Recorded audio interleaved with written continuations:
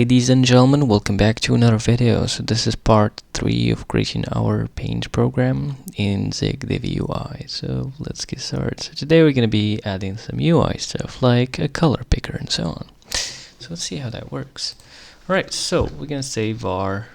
Well, we could actually have a color here, for example. So like HSV, HSV, and this is going to be a color. Well, DVUI dot color dot HSV. There we go. And it would equal to, well, let's say from color, right? So, and we're gonna give it a regular color here, and it's gonna convert it into an HSV color. And here, let's just start with white, pretty much. Why not? And there we go. Cool. So that's the HSV. Next up is the thickness. So var g thickness. And this obviously would be just like an F32, and by default it would be equal to 1, let's say, for example, and we're good to go.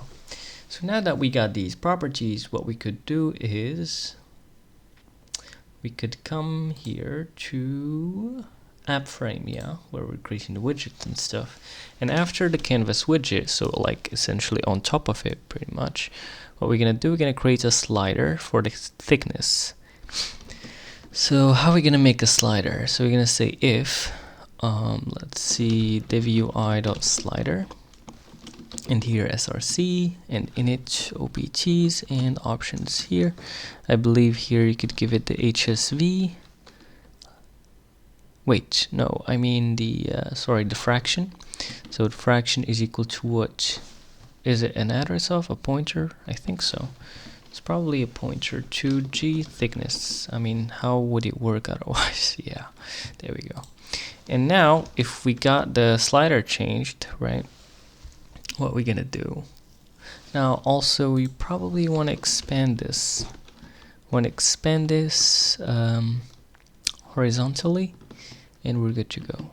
So now, if this changes, what we're gonna do is we're gonna say gcanvas dot stroke options dot thickness, is equal to what? Is equal to, let's see, std.math, I believe, .lurp, and what we're gonna lurp, so basically from A to B. So let's say we want the canvas thickness to go from 1 pixels, in 0%, up to, let's say, for example, 32 pixels in 100%. So how are we going to do that? Well, we're going to say A is equal to 1 and B is equal to 32. Obviously, it should be 0.0f because this lurp function is actually generic, so it kind of needs some way to, get the type essentially and so on, but yeah. And here the t is like the fraction here, and our fraction is basically g thickness, which is given by the slider after the slider gets changed. And obviously this code would only run, like the slider would return true only if it got changed essentially. And yeah, that's basically how it works. And in fact, we could even remove this, and apparently in Zig we don't do this, maybe, so we're fine.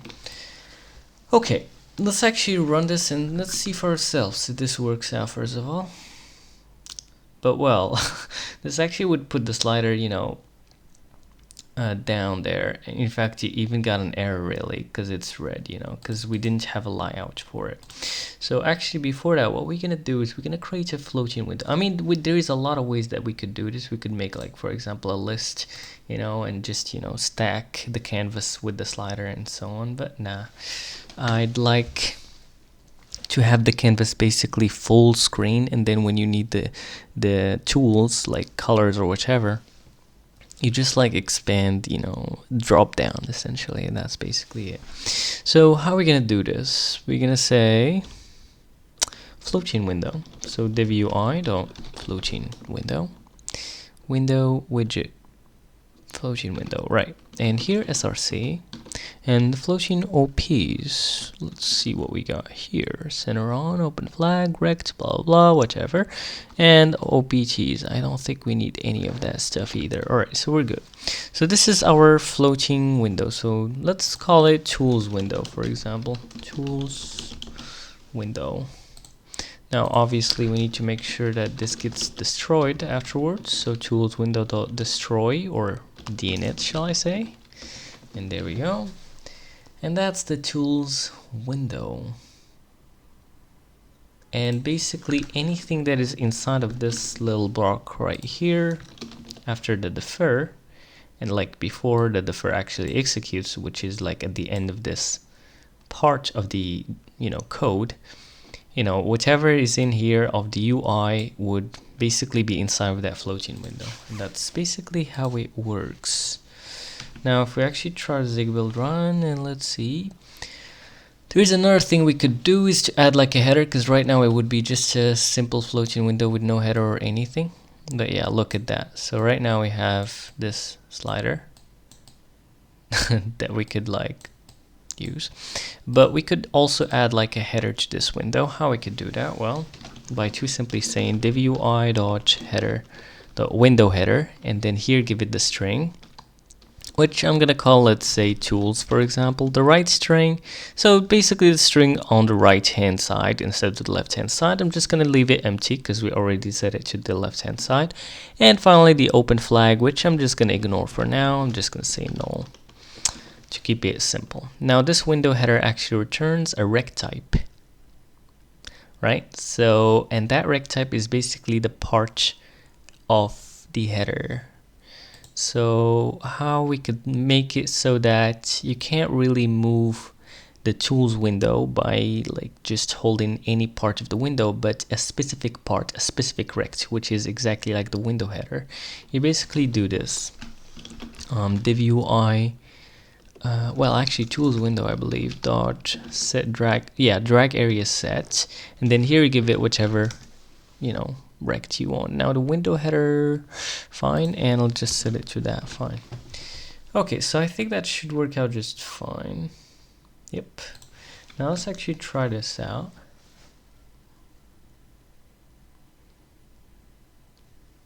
Okay, LVM is a bit slower, but there we go. So as you can see right now, I could only move the window from its tools, right? So that's sick, lovely. Okay, next up we want some color. So how are we gonna do a color picker? Well, luckily there's already a built-in widget for us for that part. So we're gonna say DVUI.color picker, and then here we're gonna give it the src and the init opts and the opts here. Okay, so let's see what we got here. There's HSV and GHSV like this, and there we go. That's sick. If color picker. So basically if this color picker got changed, we're gonna do something, which is we're gonna say gcanvas.stroke-options.color, and what we're gonna say next is, yeah, we're just gonna set, I believe, is equal to what? Is equal to GHSV. Right. GHSV.toColor, right? So we could convert it into a regular color. And I believe that's it. So let's try this out too.